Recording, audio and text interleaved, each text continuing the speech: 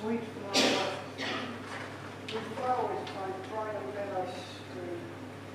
Oh woe, thy canopy is dust and stones, which with sweet water nightly are bedewed, wanting that tears distilled by moans. The obsequies that I for thee will keep, nightly shall be strewn by grave and weed. Something doth approach. What cursed folk wanders this way tonight to cross my obsequies and true as right? What, with a torch? Muffle me not at all.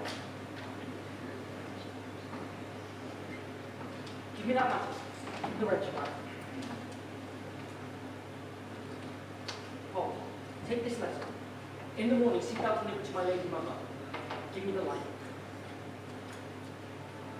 Do not trouble to my cause.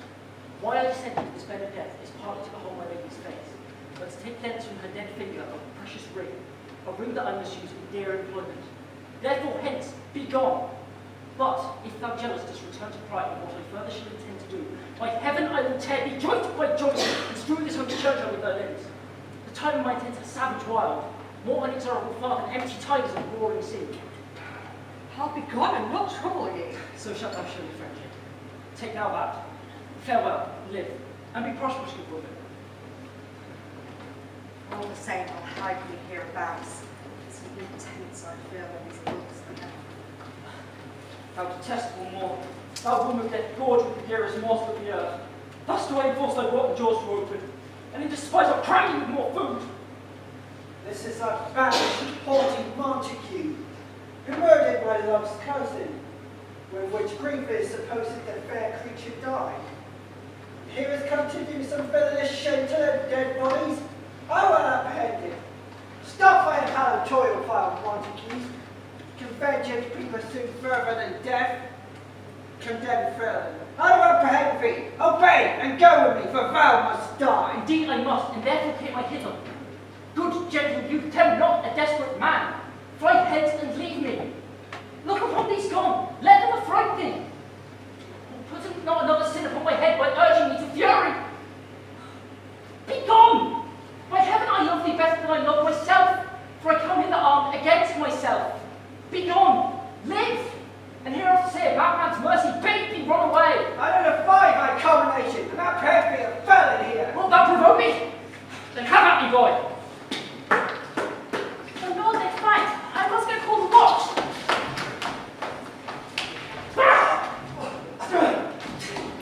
Oh, I'm sorry. I found peace. Open the tomb. Play me with Juliet. In faith, I will. Let me peruse this face. Mercutio of Kingsman, noble county Paris. What said my woman as my betossed soul did not attend him as we rode? I think she said he should have married Juliet. Said she not so? Or did I dream it so? Or am I mad, hearing him talk of Juliet to think it was so? Give me thy hand. Won't bring with me in sour misfortune's book. I'll bury me in a triumphant grave. Grave? No lanterns go to Jude. For here lies Juliet. And her beauty makes this vault a feasting presence full of light. Death, lie thou there by a dead man interred. How often men are at the point of death, their keepers be merry. They call a lightning before death. Oh, how may I call this a lightning? My love, my wife. Tybalt, liest thou there in thy bloody sheet? Oh, what more favour can I do thee? For with that hand that cut thy youth in twain, to sunder his that was thine enemy. Forgive me, cousin.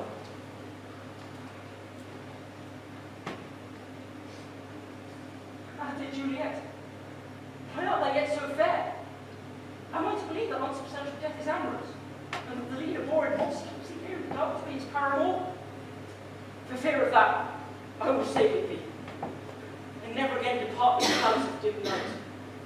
Here will I remain with worms that are thy chambermaid. Here will I set up my everlasting rest, and shake the yoke of inauspicious stars from this world-wearied flesh. Eyes, Look your last. Arms. Take your last embrace. And the lips. Keep the doors of breath. Seal with a voiceless kiss, a dateless bargain to engrossing death.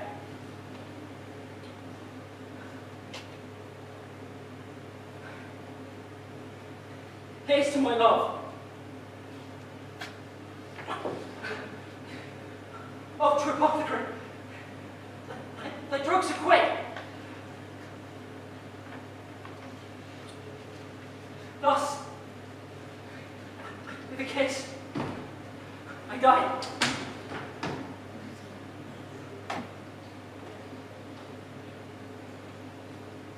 St. Francis be my speed. How oft tonight have my old feet stumbled at graves. Who's there? Here's one. A friend, one who knows you well. This be upon you. Tell me good, my friend. What torch is yonder that vainly lends its light to grubs and eyeless skulls, as I discern it burneth in the capel's monument? It does so, holy friar. My master, one who you love, Who is it? Romeo. How long hath he been there? A full half hour. Go with me to the vault. I dare not, sir. My master knows that I am gone hence, and menaced me with death when looking on his intent. Stay then. I will go alone. For fear comes upon me. Much I fear some ill unthrifty thing. As I did sit under this yew tree here, I drank that my master and another one fought, and he slew him. Romeo. Alack! Alack! What blood is this that stains the stony entrance of this sepulchre? What mean these masterless and gory swords to lie discovered by this place of peace? Romeo. O pale. Who else? What, Paris too? And steeped in blood? Oh, what an unkind hour is guilty of this lamentable chance. The lady stirs. Come, lady, come from this nest of death, contagion, and unnatural sleep.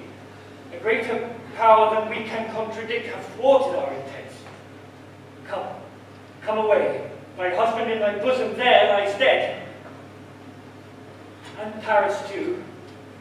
Come, I'll dispose of thee amongst the sisterhood of holy nuns. Stay not to question, for the watch is coming. Go, get me hence, for I am not away. Come, good Juliet, I dare no longer stay. Go, be gone. What's this? A cup close to my true love's hand? Poison, I see, hath been his timeless end. Oh, child, drunk all and left no friendly drop to help me after. Haply I'll kiss thy lips. Perhaps some poison still doth hang on them to help me die with the restorative. Thy lips are warm. Me, which way? You, then I'll be brief. Happy dagger. This is thy sheath. Ah! There, rest, and let me die. This is the place, there where the torch doth burn. The ground is bloody. Search about the churchyard. Go, whoe'er you find, attach. Here lies the county Paris, slain. And Juliet?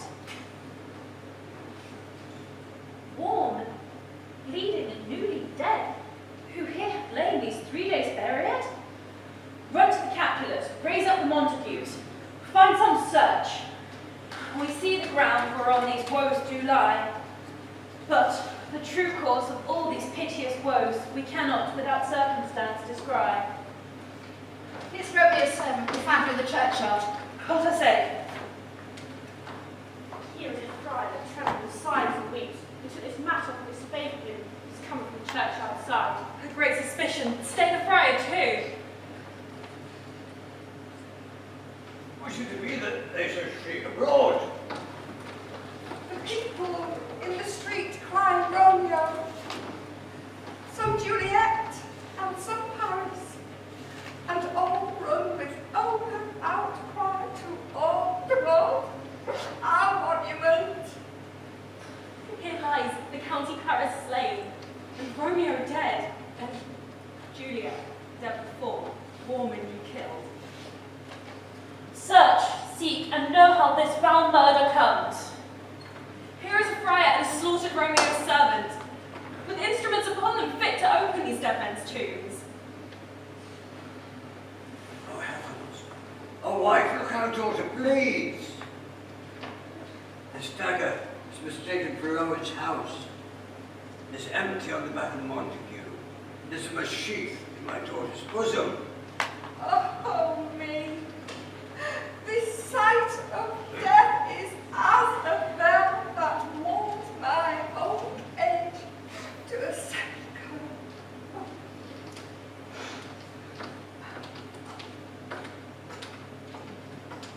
Come, Montague, thou art early up to see thy son and heir so early down. Alas, my liege, my lord is dead tonight. A brother will conspires against my age. Look, and thou shalt see. Oh, thou art taught! What manners is in this to press before thy mother to a grave?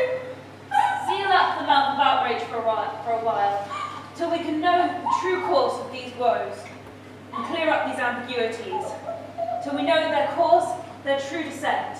Then I will be the general unto your woes, and lead you even unto death. Meantime, forbear.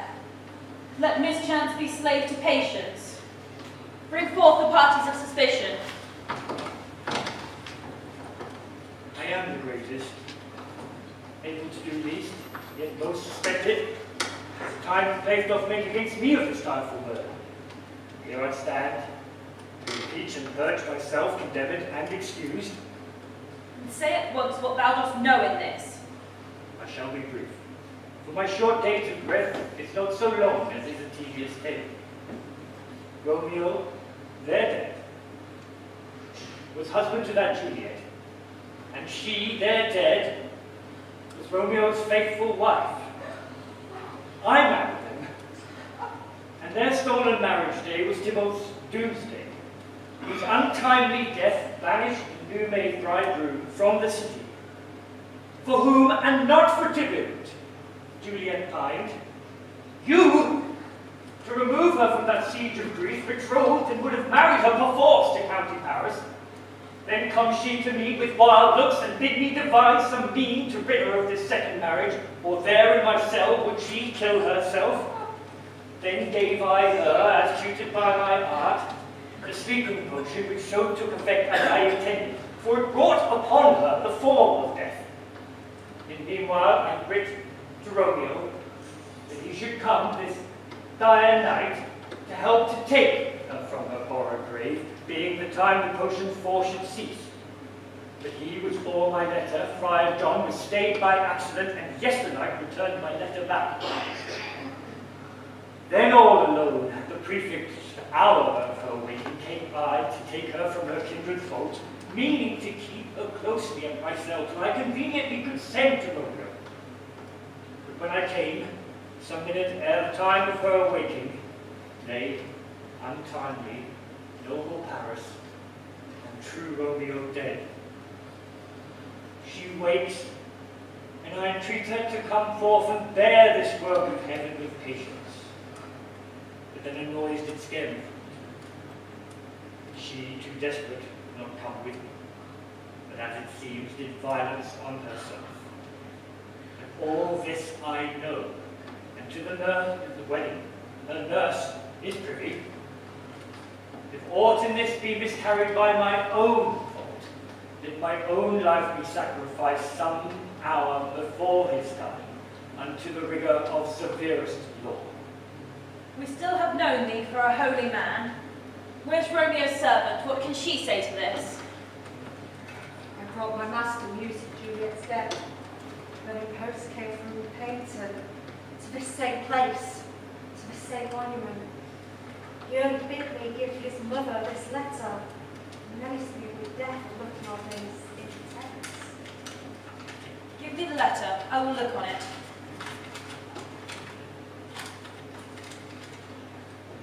This letter doth make good the friar's words, their course of love, news of her demise, and here he writes he did buy a poison of a poor apothecary, and came to this vault to die and lie with Juliet. Where be these enemies?